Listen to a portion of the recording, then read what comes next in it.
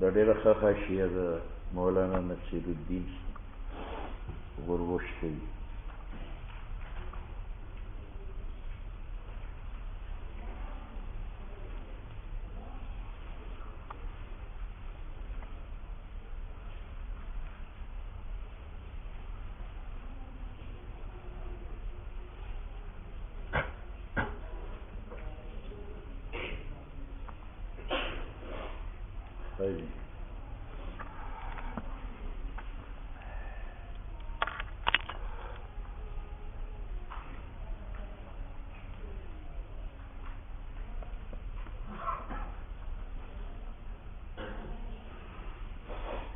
وعن انس رضی اللہ تعالی عنہ ان النبی صلی اللہ علیہ وسلم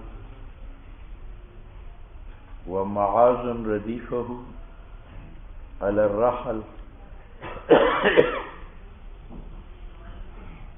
قال يا معاذ قال لبيك يا رسول الله وسعديك قال يا معاذ قال لبيك يا رسول الله وسعديك قال يا معاذ قال لبيك يا رسول الله وسعديك ثلاثا قال ما من أحد يشهد أن لا إله إلا الله وأن محمد رسول الله صدقا من قلبه إلا حرمه الله على النار قال يا رسول الله أفلا أخبر به الناس فيستبشروا قال إذن يتكلوا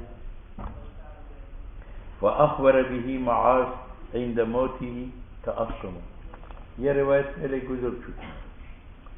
حضرت انس فرماتے ہیں کہ معاذ نے کہا کہ میں حضور کی پیچھے کوتے پر سوار تھا. مجھے 3 مرتبہ فرمایا یا معاذ. میں نے کہا لبیک یا رسول اللہ وسعدیک. آخر میں فرمایا کہ جو آدمی گواہی دے خدا کی وحدانیت اور میری رسالت اور تبلیغ کی تو ان کو جنت کی بشارت دے. تو حضرت معاذ فرماتے ہیں میں نے پوچھا یا رسول اللہ لوگوں کو خبر دوں؟ فرمایا نہ بتاؤ، پھر لوگ اسی پر اعتماد کر کے نہ نیکی کریں گے اور نہ گناہ چھوڑیں گے. حضرت معاذ فرماتے ہیں میں نے موت کے وقت یہ حدیث بیان کی تاکہ کتمانی حدیث کی ضد میں نہ آؤ اور لوگوں کو حدیث پہنچ جائے.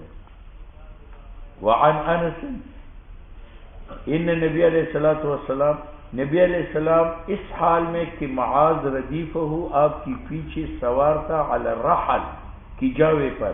فرمایا اے معاذ قال لبیک یا رسول اللہ. لبیک کا معنی اطیع لک اطاعتا بعد اطاعت. یا رسول اللہ میں آپ کی اطاعت کرتا ہوں اطاعت کے بعد یا رسول اللہ. وصادق اوافقک موافقتا بعد موافقت. یا رسول اللہ میں آپ کے حکم کی موافقت کرتا ہوں موافقت کے بعد. یعنی آپ بار بار حکم کریں میں اطاعت کروں گا، آپ بار بار حکم فرمائیں میں آپ کی موافقت کروں گا، مخالفت نہیں کروں گا. پھر حضور نے فرمایا یا معاذ قال لبیک یا رسول اللہ وصادق.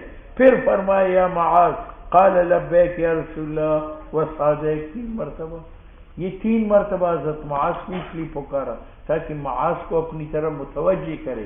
یہ اشارہ ہے کہ یہ آنے والی بات بہت زیادہ اہم ہے، تو اس کی اہمیت ظاہر کرنے کے لیے 3 بار فرمایا یا معاذ یا معاذ یا معاذ.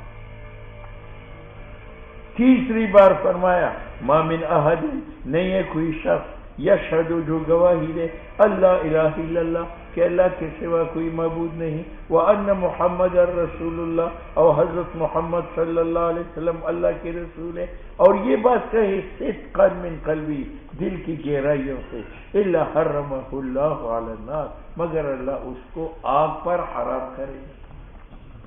اس پر اعتراض یہ ہے کہ اس سے یہ معلوم ہوا کہ جو لا الہ الا اللہ محمد رسول اللہ پڑھے گا وہ جہنم پر حرام ہے، اگرچہ وہ دنیا بھر کی گناہ کرے اور کوئی فرض بجا نہ لائے. حالانکہ قرآن میں ہے من یعمل مثقال ذرۃ خیرا یرہ ومن یعمل مثقال ذرۃ شرا یرہ. اگر انسان رائی کی جرنی کے برابر گناہ کرے اس کی ذرہ وہ دیکھے گا. یہاں سے معلوم ہوتا ہے کہ ایک کلمہ کافی ہے یا ایھا الناس قولوا لا الہ الا اللہ تفلحون. ٹھیک. اور یہاں سے معلوم ہوا کہ ایک کلمہ کافی ہے نجات عن العذاب کے لیے. اس کی ایک توجیہ قاری نے یہ کی ہے کہ حرمہ اللہ علی النار بشرط العفو، کہ میں نے لا الہ الا اللہ محمد رسول اللہ پڑھ کر پھر تمام گناہ کیے، اللہ مجھے آگ پر حرام کرے گا بشرطی اللہ مجھے معاف کرے، اور جب معاف ہو جائے تو پھر گناہوں کی باوجود جنت میں جائے گا، جہنم پر حرام ہوگا بشرط العفو. ایک جواب. دوسرا جواب یہ ہے کہ نار سے مراد نار معبد ہے. جو لا الہ الا اللہ محمد رسول اللہ پڑھ کر پھر تمام گناہ کرے اللہ تعالیٰ اس کو آگے معبد پر حرام کرتا ہے، کیونکہ نار معبد اعدت للکافرین، وہ خاص کفار کے لیے ہے، مومن کے لیے نار معبد نہیں ہے. تو یہاں نار سے مراد نار مطلق ہے یا نار معبد؟ بات سمجھ میں ہے؟ دو جواب. تیسرا جواب یہ ہے کہ لا الہ الا اللہ محمد رسول اللہ سے مراد یہ کلمہ ہے مع جمیع لوازم کے، یعنی جو یہ کلمے پر عمل کرے گا جمیع لوازم کے ساتھ، اور اس کے لوازم دو ہے، ترک تمام گناہوں کا اور فعل تمام طاعات کا. باقی اور اس میں شک نہیں ہے کہ جو آدمی یہ کلمہ پڑھے اور طاعات بھی کرے گناہوں سے بھی بچے حرمہ اللہ علی النار. کتنے جواب ہو گئے؟ تین. چوتھا جواب یہ ہے کہ یہ اس وقت تھا جب احکام نازل ہوئی تو وہاں لا الہ الا اللہ محمد رسول اللہ. چار ہو گئے. پانچواں جواب یہ ہے کہ حضور نے جو فرمایا کہ جو لا الہ الا اللہ محمد رسول اللہ پڑھے گا اگرچہ اس کی باقی نہیں کیا نہ ہو اور گناہ ہو تو وہ جنت میں جائے گا. یہ تب کہ اخیر ساری زندگی کفر میں گزارے اور اخیر لمحات میں اللہ اس کو کلمہ پڑھنے کی توفیق عطا فرمائے. من کان آخر کلامی لا الہ الا اللہ دخل الجنہ. تو یہ ہر آدمی کے بارے میں یا نظر کی حالت میں؟ بات سمجھ میں آئی؟ یہ پانچ جوابات قاری نے دیے. قال یا رسول اللہ افلا اخبر بہ الناس، میں لوگوں کو خبر نہ دوں فیستبشروا، خوش ہو جائیں گے. قال حضور نے فرمایا نہ بتاؤ اذن یتکلوا، پھر لوگ اعتماد کر کے گناہ نہیں چھوڑیں گے. اب اعتراض ہے کہ جب حضرت معاذ کو اس حدیث بتانے سے حضور نے منع فرمایا تو آپ منع کیوں نہیں ہوئے اور یہ حدیث امت کو پہنچا دی؟ اگر آپ نہ بتاتے تو ہم تک نہ پہنچتی. ٹھیک ہے، تو اس کا جواب پہلے گزر چکا ہے کہ حضرت معاذ نے ساری زندگی یہ بات کسی کو نہ بتائی. کب بتائی؟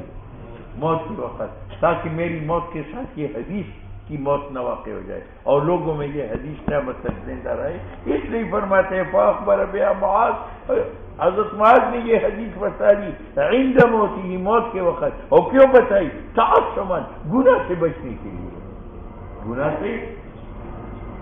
وعن نہ خفیو کے ترس ہو گیا معلوم نہیں.